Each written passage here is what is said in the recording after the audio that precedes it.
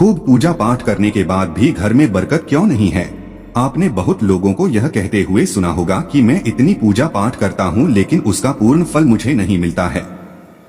इस वीडियो में हम उसका कारण बताएंगे।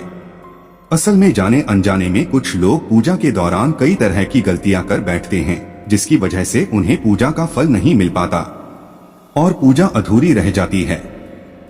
ऐसे में अगर आप गलत विधियों और नियमों के साथ पूजा करते हैं तो इसका विपरीत प्रभाव भी पड़ सकता है। चलिए जानते हैं कि घर और मंदिर में पूजा करने का सही तरीका क्या है। लेकिन उससे पहले अगर आप भी चाहते हैं कि लक्ष्मी माता का आशीर्वाद आप पर बना रहे तो इस वीडियो को एक लाइक करें और चैनल को सब्सक्राइब कर लें और कमेंट बॉक्स में जय लक्ष्मी माता जरूर लिखें। नंबर 1, शास्त्रों में उल्लेख है कि घर या मंदिर कहीं पर भी यदि आप सूर्यास्त के बाद रात के समय पूजा करते हैं तो इस समय ना तो शंख बजाना चाहिए और ना ही घंटी बजानी चाहिए।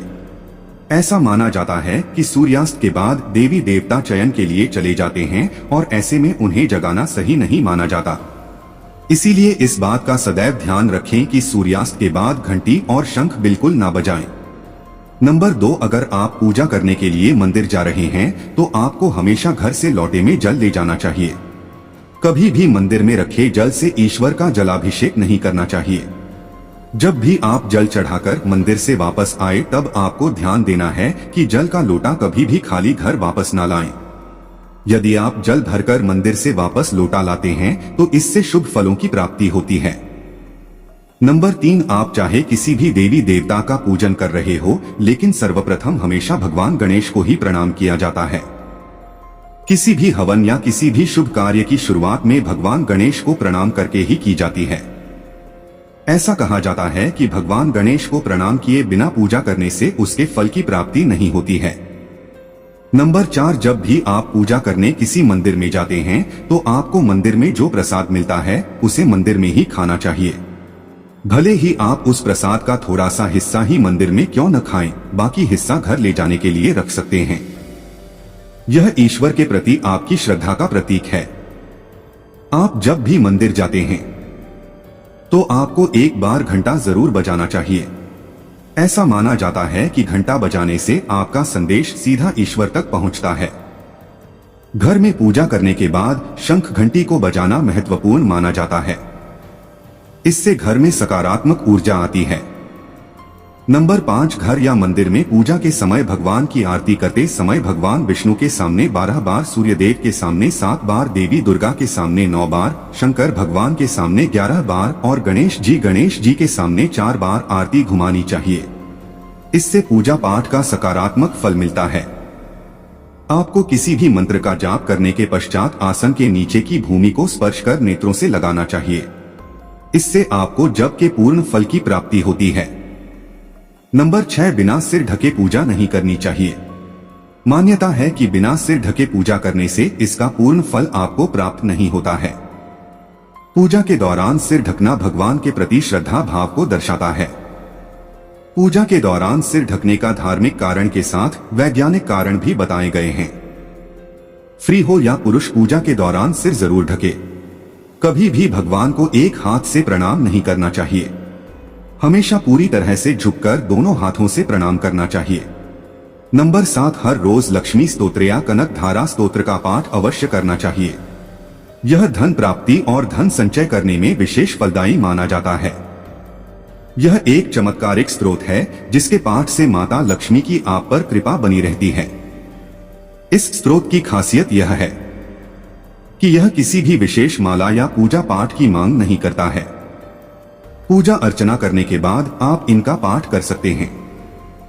साल 2024 में आप हर रोज लक्ष्मी स्तोत्र या कनक धारा स्तोत्र का पाठ अवश्य करें, जिससे आपकी उन्नति होगी और धन की बचत भी होगी। नंबर 8, इस बात का भी ध्यान रखें कि पूजा का स्थान घर के फर्श से थोड़ा ऊपर होना चाहिए, क्योंकि भगवान अतुल्य और श्रेष्ठ है, इसलिए आप अपनी बराबरी में उनकी पूजा ना करें। पूजा के लिए भगवान को किसी चौकी में या फिर फर्श से ऊंचे स्थान पर स्थापित करें। इसके अलावा पूजा घर में देवी देवताओं की मूर्तियों को कभी भी दीवार से सटाकर नहीं रखना चाहिए। पूजन करते समय आपका मुंह उत्तर या फिर पूर्व की दिशा में ही होना चाहिए। घर या किसी भी मंदिर में पूजा संपन्न करने के बाद भगवान से अपनी भूल के लिए उनके समक्ष क्षमा याचना जरूर कर लेनी चाहिए। इससे परमात्मा आपके द्वारा जाने अनजाने में की गई गलती को क्षमा करते हैं और आशीर्वाद देते हैं। नंबर 9, हमेशा इस बात का ध्यान रखें कि कभी भी दीपक से दीपक नहीं जलाना चाहिए। शास्त्रों के अनुसार जो व्यक्ति दीपक से दीपक जलाते हैं वह रोगी ही होते हैं। नहाने से पहले ही भगवान को चढ़ाने के फूल को तोड़ लेना चाहिए। नहाने के बाद फूल तोड़ने पर फूल स्वयं को चढ़ाया हुआ माना जाता है। ऐसा शास्त्रों में कहा गया है। पूजा पाठ करते समय या फिर किसी भी समय दीपक, शंख, भगवान की मूर्ति या तस्वीर, सोने के आभूषण और शालिग्राम को कभी भी सीधे जमीन या फर्श पर नहीं रखना चाहिए। नंबर 10, अक्सर लोग पूजा करते समय सिर्फ धूप जलाते हैं, लेकिन यह गलत है। किसी भी देवी देवता की पूजा करने से पहले दीपक जलाना अनिवार्य माना जाता है। ऐसी मान्यता है कि दीपक भगवान के प्रति हमारी भक्ति भाव, हमारे द्वारा चढ़ाया गया प्रसाद, धूप और अन्य कार्यों का साक्षी होता है।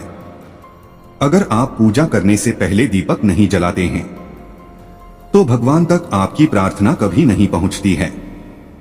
आजकल ज्यादातर घरों में अगरबत्ती का इस्तेमाल किया जाता है, परंतु कभी भी पूजा करते वक्त अगरबत्ती का इस्तेमाल नहीं करना चाहिए, क्योंकि अगरबत्ती में बांस की डंडी का इस्तेमाल किया जाता है। हिंदू शास्त्रों में पूजा में बांस का इस्तेमाल वर्जित माना गया है, इसलिए हमेशा पूजा में दीपक का इस्तेमाल करना चाहिए।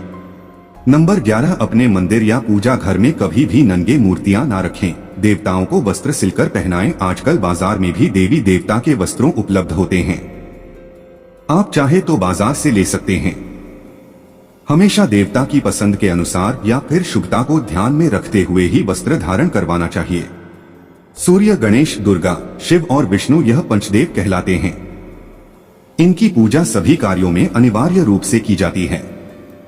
प्रतिदिन पूजन करते समय इन 5 देवों का ध्यान अवश्य करना चाहिए। इससे माता लक्ष्मी की कृपा और समृद्धि प्राप्त होती है। नंबर 12, सभी हिंदू घरों में पूजा पाठ या अन्य धार्मिक कार्य में इस्तेमाल करने के लिए गंगाजल रखा जाता है, लेकिन क्या आपको पता है कि प्लास्टिक की बोतल में या किसी अपवित्र धातु के बर्तन जैसे कि एल्यूमिनियम और लोहे के बने बर्तन में गंगाजल नहीं रखना चाहिए। गंगाजल तांबे के बर्तन में रखना शुभ रहता है। नंबर 13, किसी को भी कोई वस्तुदान दक्षिणा हमेशा दाहिने हाथ से ही देनी चाहिए। एकादशी, अमावस्या, कृष्ण चतुर्दशी, पूर्णिमा व्रत तथा श्राद्ध के दिन बाल और दाढ़ी नहीं बनाने चाहिए। जिन लोगों का यज्ञोपवीत संस्कार हो चुका है उन्हें बिना जनेऊ पहने पूजा पाठ या किसी भी तरह का अनुष्ठान नहीं करना चाहिए, क्योंकि बिना जने उदाहरण किए जो भी धार्मिक कार्य किया जाता है वह निष्फल हो जाता है। नंबर 14, पूजा घर हमेशा घर के ईशान कोण में ही रहना चाहिए। पूजा घर में किसी एक देवी देवता की मूर्ति एक से ज्यादा नहीं होनी चाहिए। घर के मंदिर में किसी भी भगवान की मूर्ति 9 इंच या 22 सेंटीमीटर से छोटी होनी चाहिए। इससे बड़ी प्रतिमा घर में रखना शुभ नहीं माना जाता। बड़ी प्रतिमा को मंदिर में रखना चाहिए।